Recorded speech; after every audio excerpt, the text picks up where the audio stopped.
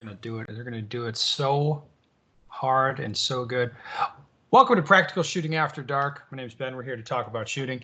On deck today from Georgia, Mr. Tyler Turner. Hello, Say people. hello. And from Kansas City, Mr. Matt Hopkins. Hi, everybody. Are you at work, Matt? I'm in a conference room, yeah. Nice. Like it. All right, guys, you know the rules. Everybody comes here with a topic, something to talk about. But before we get into it, I got to plug a couple of business things.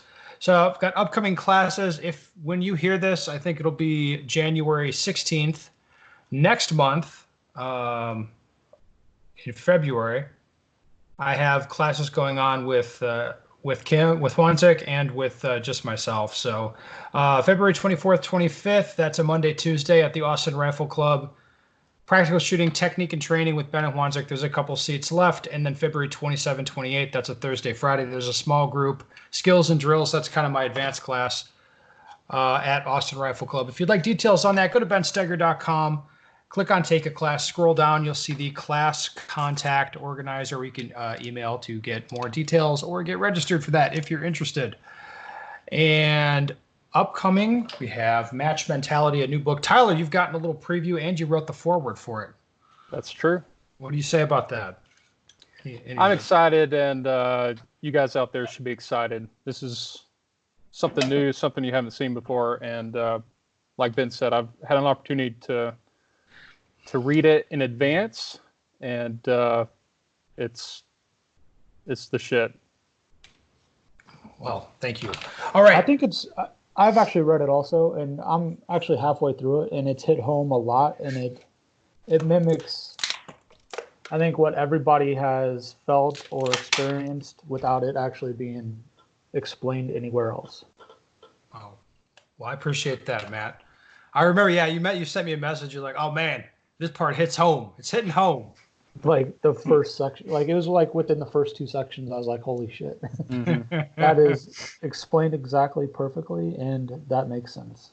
Well, glad to hear it. All right, Matt, you're first. Give us a topic we're going to talk about. I don't know if this is This Week in Shooting or what is the Rage one? I don't know, trigger warning. Trigger warning, yeah.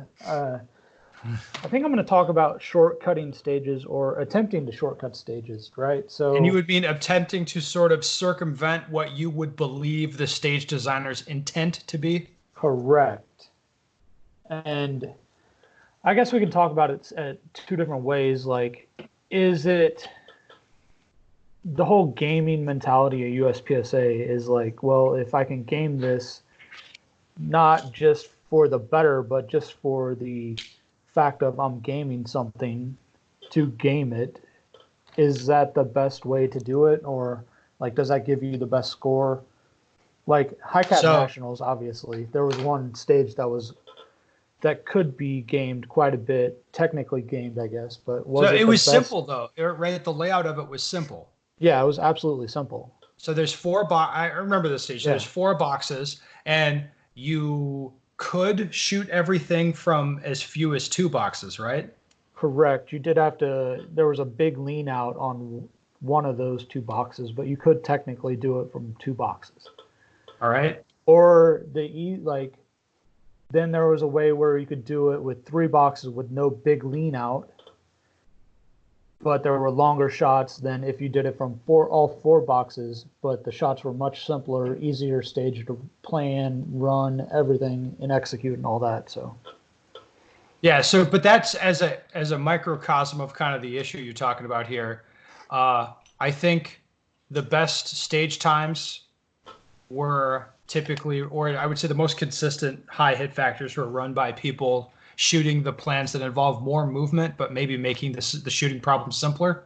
Yeah, definitely. So, yeah, the 2 box plan did technically make stuff simpler and less movement and less everything, but it's so much harder. There were 4 setups and almost 5 setups in those 2 boxes versus 4 setups in the 4 boxes with more movement, and the shots were longer. So, like, I guess I'm trying to say is like just to game a stage maybe isn't the best way to get a good score, even though it might be what you're trying to get in. If you're just trying to game stuff because that's what you want to get out of the sport, I guess you can do that. More power to you.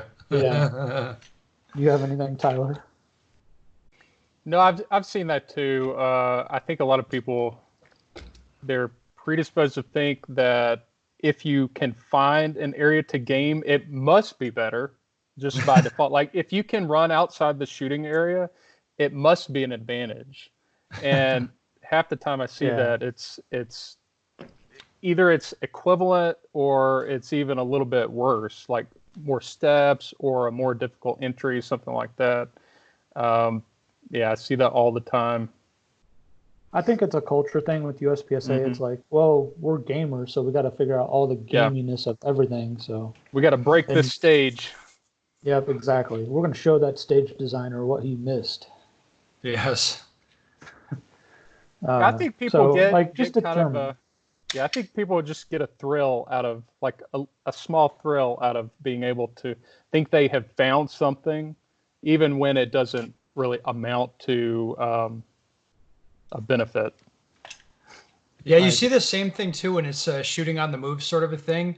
You'll see a guy look at a target and he'll shoot it while he's moving. He'll be like, "Why are you doing that?" And he's like, "Oh, because I can," and he'll shoot this target while he's moving. But you see he slows down his movement a lot, and that target's available posted up later or something. And he's just like, you're making this more complicated too, right? Yeah, and it's like I understand like in theory that this is better, but in a practical setting, you're not really seeing any difference, and you're just kind of complicating your life. And it's the same thing when you add in a bunch of leaning, right? Somebody's like, "Oh, my favorite is when somebody's like, I can cut out a position," and what you see them do is they'll stand in a spot and shoot some targets, and then they'll have a 1.5-second transition. Well, they don't really move their feet; they just kind of take a big lean, kind of opposite to where they were standing, and then shoot from there. And it's like, okay, I guess you're shooting from without moving your feet. You're shooting from one spot by your reckoning, but to get from standing to leaning takes a bunch of time. And now the shooting is harder and slower, and you could have just did a couple second movement to another spot and shot standing. It's like you'd have just made life easier. Yeah. You see that all the time. I don't think people comprehend like just how much more difficult these scenarios make the shooting. Like ideally you'll be perfect, like both feet on the ground, perfectly squared up, centered, balanced. Leanings. Yeah. Leaning's worse than that. Standing on one foot's worse than that. And like the worst possible way to shoot a target is like Superman through the air. Yeah. But it looks cool on the gram, and I think that's why a lot of guys do it. So I've actually tested this kind of stuff a lot, where it's like you just set up an El Presidente array or something like that, and you'd be amazed what you learn if you just, let's sort of simulate a stage condition. So it'll be engage the array of targets, reload, engage it again, reload, engage it again. And you do that at like 25 yards. Then you say, okay, well, now I'm going to run to 5 yards, and then I'll shoot, reload, shoot everything, reload, and shoot everything again, or some variation thereof. Or I'll stand in one spot, shoot, and then reload, and then take a lean while I'm reloading and be shooting leaning. And you would be floored how much faster and easier it is to run up on stuff and stand there and hose it. It's like the more complexity that you strip away from the stage, the more aggressive you're going to be. Makes perfect sense. Yep. Yeah. But how many people have really gone and done that testing? Done the testing? It's all done at matches or based on feel. I would say for so that's not. So what you're saying is that's not testing. So instead of having a controlled environment with a repeatable situation, you go to a match. We have lots of other elements, and then you just decide what feels good. My favorite is when somebody picks a stage plan. That's a dumb fucking plan, and they go and they execute it, and their score for whatever reason, because of what other people did or whatever, their score for whatever reason is okay on the stage, and they're like, "Yep, that plan worked. That was a good plan." Or the reverse, when somebody has a good plan and they fuck the execution, and then they're thinking like, "Oh man, I should have gone with the other plan," and it's just like, no, like there's other things happening here. There's never mind. Enough of my nonsense. All right. Well, I think we beat that one into the ground. Mr. Tyler. Yeah. What do you want to talk about? Do you guys think that USPSA should, for different levels matches, so like level 2, level 3 in particular, or state level and area matches, do you think USPSA should dictate a minimum number of stages to make, let's say, a state match? Should there be a minimum number of stages associated with a state match or an area match? And the context for this question is there are a few. When I'm looking at when I'm looking at matches to try to fill out my calendar, there are certain like automatic disqualifiers for me personally. Like if I see a state match that I could otherwise attend, it's within driving distance, the price is reasonable, but it has if it has single digit stages, I can't be bothered to go. And the same thing holds true for area matches. Like I'm just not going to pay for and drive for a 12 stage area match. I don't, maybe that's me, but I think an area match needs at least like 15 stages. All right, Tyler, I get where you're going with this, but let's live in the real world for a second. And most people, when they hear you say minimum stage count, what do they think that there ought to be a minimum count on? Round count. And do you want to live in that world?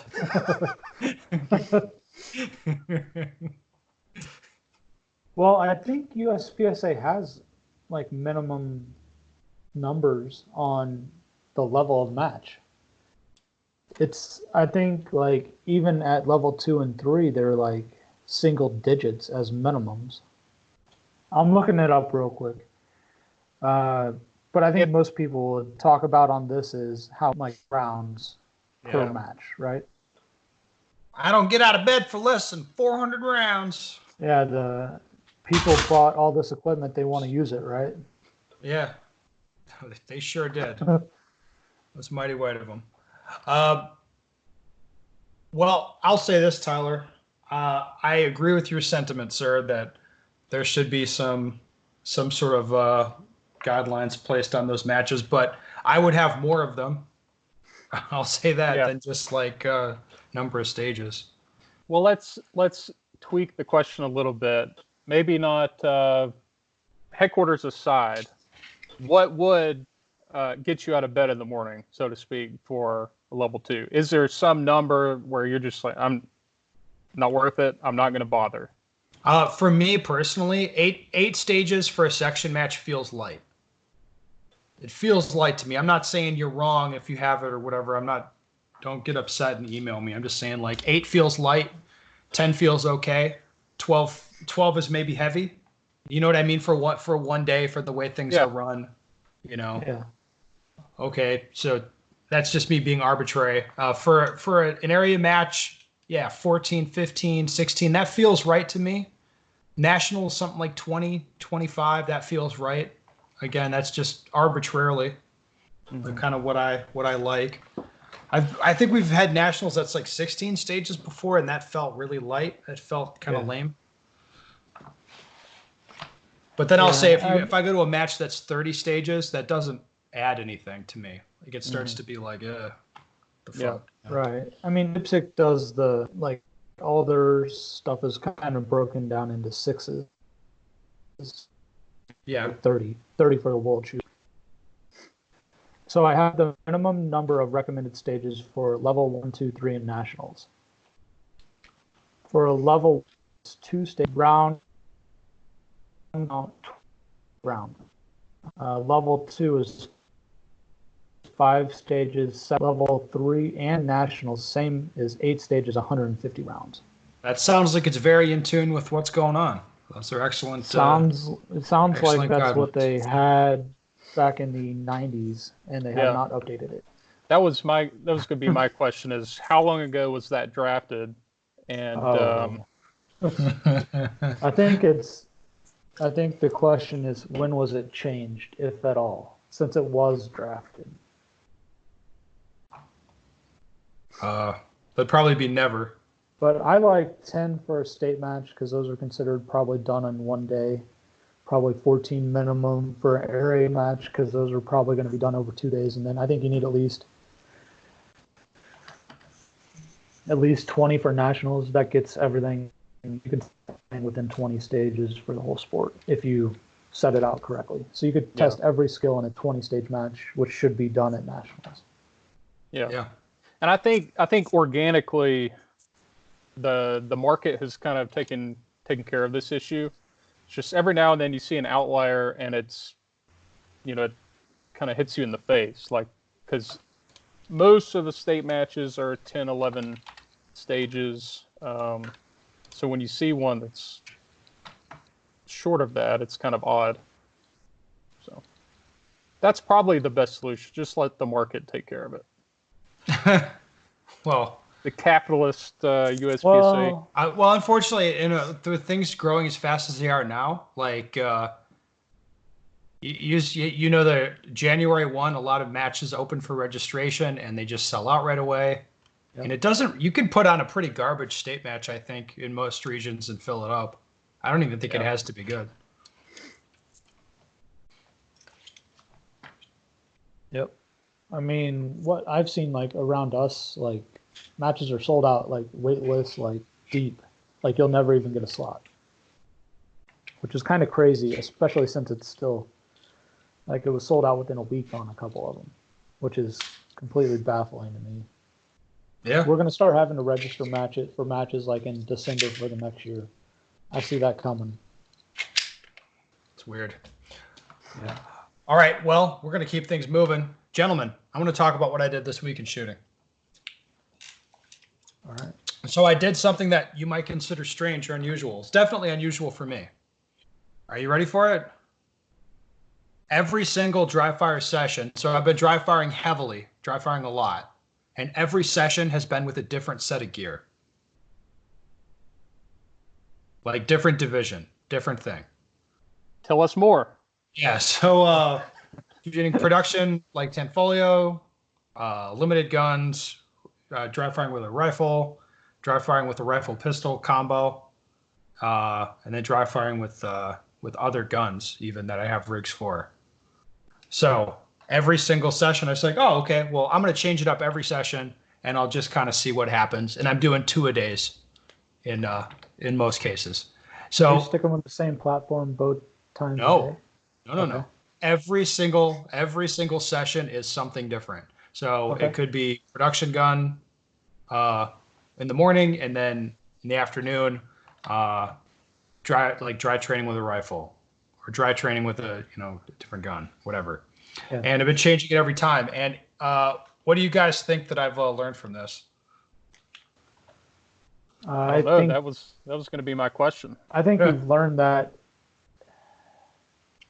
the equipment doesn't matter.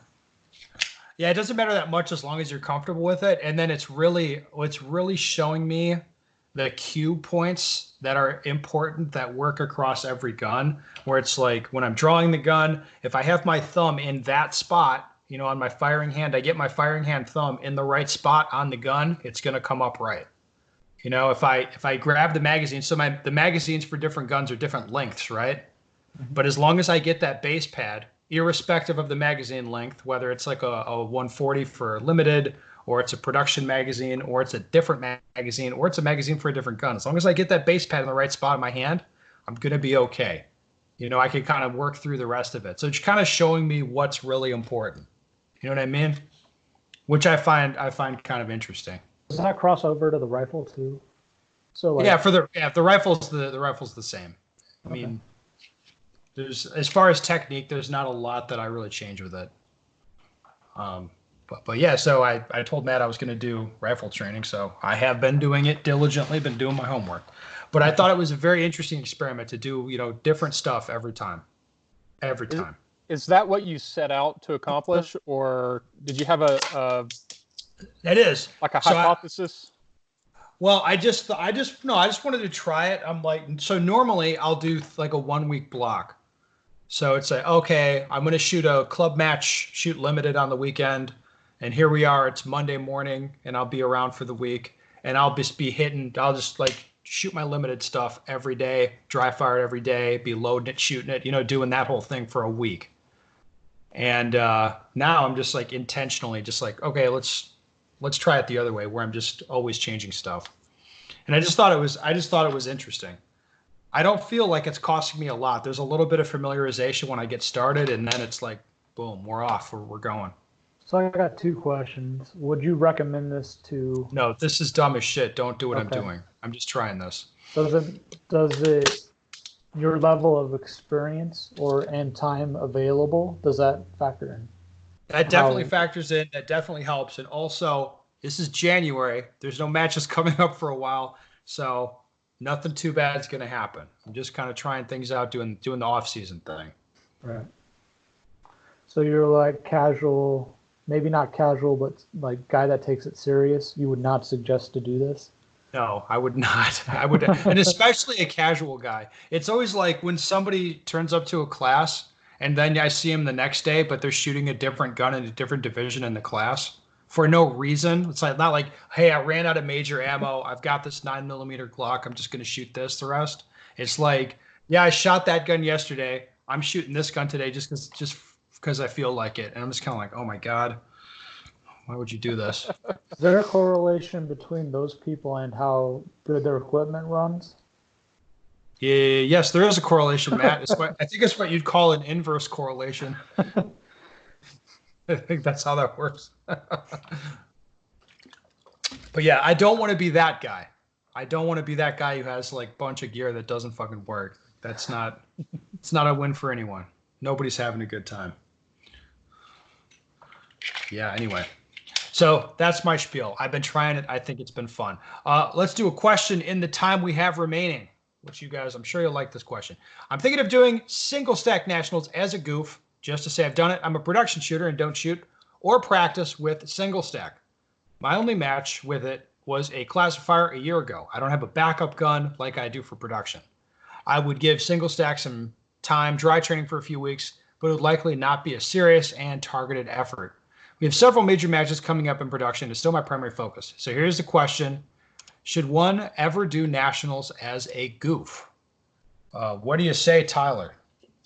I say, yeah, absolutely. Like if it's a match you can make, I mean, I even considered that briefly, borrowing a buddy's 1911, giving it, a couple weeks of dry practice, shoot 1,000 rounds and go do it. I don't know that I'll do that, but I think it's a great idea. Go have some fun. Like ultimately, that is why we're here. So if you think you'll enjoy that, maybe break up the production monotony, I say do it. What do you say, Matt? I agree. I think it makes sense. I think single stack is early enough in the year that you probably could pick it up right now and shoot it all the way through the nationals match, and then pick up your production gun to finish out the year. Be a pretty good way to break the year up and switch between the two, especially how early it is in the year. So, and I have shot matches, like national matches, like on a goof, because L10 is the back-to-back after production match, How dare you? You're already there. The cost is minimal to do it. I think L10 is still a goof even when you take it seriously. It Ooh, is by you son of a bitch. it's by definition the goof division. You're probably not wrong.